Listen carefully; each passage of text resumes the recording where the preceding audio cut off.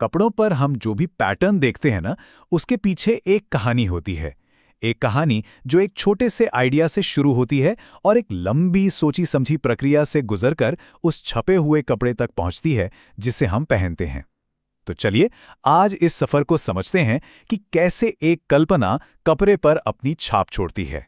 जरा इस खूबसूरत फूलों वाले पैटर्न को देखिए। कभी सोचा है ये बना कैसे होगा? इसकी शुरुआत आखिर कहां से हुई होगी? यही सवाल हमें टेक्सटाइल डिजाइन की दिलचस्प दुनिया में ले जाता है। और यही तो असली चुनौती है, और कह सकते हैं कि यही जादू भी है टेक्सटाइल डिजाइन का। एक सीमित कलाकृति को एक ऐसे डिजाइन में बदलना जो बिना किसी रुकावट के लगातार चलता रहे। तो मतलब एक बात तो साफ है, टेक्सटाइल डिजाइन सिर्फ ड्राइंग करना नहीं है। ये तो कला और तकनीक का एक बड़ा ही खूबसूरत संगम है। एक ऐसा रचनात्मक सफर जो कागज पर शुरू होता है और जिसकी मंजिल होती है छपा हुआ कपड़ा। अच्छा, तो इस सफर का पहला कदम, हर डिजाइन की शुरुआत होती है एक विचार की छोटी सी चिंगारी से, एक इंस्पिरेशन से।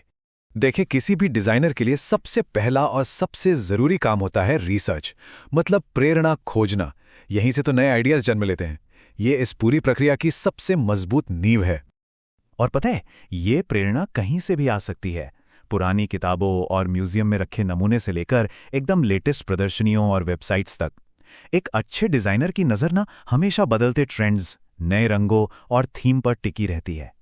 तो ठीक है, इंस्पिरेशन मिल गई, आइडिया का एक ढांचा भी बन गया। अब अगला कदम क्या है? अब बारी है उसमें जान डालने की। और डिजाइन में जान कौन डालता है? रंग। और रंगों को समझने का सबसे जरूरी टूल है ये कलर व्हील। ये सिर्फ रंगों का एक गोला नहीं है, समझिए। ये दिखाता है कि कौन से रंग एक दूसरे के साथ अच्छे लगते हैं, जैसे नीले के साथ नारंगी, और कौन से एक दूसरे के साथ मिलकर एक शांति भरा एहसास देते हैं, जैसे हरे रंग के अलग अलग शेड्स। इसी की मदद से डिजाइनर एक परफेक्ट कलर पैलेट बना पाते हैं। जैसा कि हमारे सोर्स में भी कहा गया है, रंगों का सही इस्तेमाल या तो डिजाइन को बना सकता है या बिगाड़ सकता है। एक गलत रंग और पूरे डिजाइन का मजाक किरकिरा हो सकता है। चलिए, तो आइडिया भी है, रंग भी तय हो गए। अब हम आते हैं टेक्सटाइल डिजाइन के सबसे टेक्निकल, सबसे अहम हिस्से पर। यह है रिपीट की कला। यही वो चीज है जो एक छोटे से डिजाइन को कभी ना खत्म होने वाले पैटर्न में बदल देती है। यहां ना दो चीजें समझनी बहुत जरूरी हैं, लेआउट और रिपीट। लेआउट समझिए पूरे डिजाइन का ब्लूप्रिंट है, मतलब पूरी प्लानिंग। और रिपीट उस प्लानिंग का बिल्डिंग ब्लॉक है। ठीक वैसे ही जैसे एक टाइल जिसे बार बार दोहराकर पूरी जमीन तैयार हो जाती है। लेआउट ही यह तय करता है कि वो रिपीट होने वाले ब्लॉक कपड़े पर दिखेंगे कैसे। मतलब एक ही डिजाइन को अलग अलग लेआउट में रखकर कई तरह के एकदम नए इफेक्ट्स पैदा किए जा सकते हैं। अच्छा, इसका असर यहां देखिए। बाईं तरफ है ऑल ओवर लेआउट। इसमें पैटर्न एक जैसा पूरे कपड़े पर फैला हुआ है, एक घना भरा भरा सा लुक देता है ये। और वहीं दूसरी तरफ है टॉस्ड लेआउट। इसमें मोटिव्स को ऐसे बिखेरा जाता है जैसे मानो हवा में उछाल दिया हो। इससे एक बहुत ही नेचुरल सा फ्लो बनता है।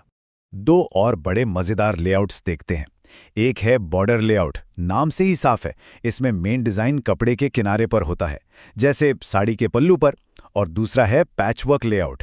इसमें कई छोटे छोटे अलग अलग डिजाइनों को एक ग्रिड में जोड़कर एक बिल्कुल नया और अनोखा पैटर्न तैयार कर दिया जाता है। तो हमने बात की आइडिया की, रंगों की, लेआउट और रिपीट की। लेकिन जब ये सारे हिस्से एक साथ जुड़ते हैं तो वो जादू आखिर दिखता कैसा है? ये देखिए, एक शानदार आइडिया, सही रंग और एक स्मार्ट लेआउट, ये सब मिलकर बनाते हैं एक ऐसा जिंदा दिल खूबसूरत पैटर्न जो बिना किसी जोड़ के एक फ्लो में चलता रहता है। यही तो है इस पूरी मेहनत का शानदार नतीजा। तो इस पूरी प्रक्रिया को हम एक डिजाइनर की टूलकिट की तरह भी देख सकते हैं। ये 4 कदम किसी भी प्रिंट डिजाइन के सफर का निचोड़ है। पहला, रिसर्च से प्रेरणा खोजना। दूसरा, रंगों से मूड बनाना। तीसरा, लेआउट की प्लानिंग करना।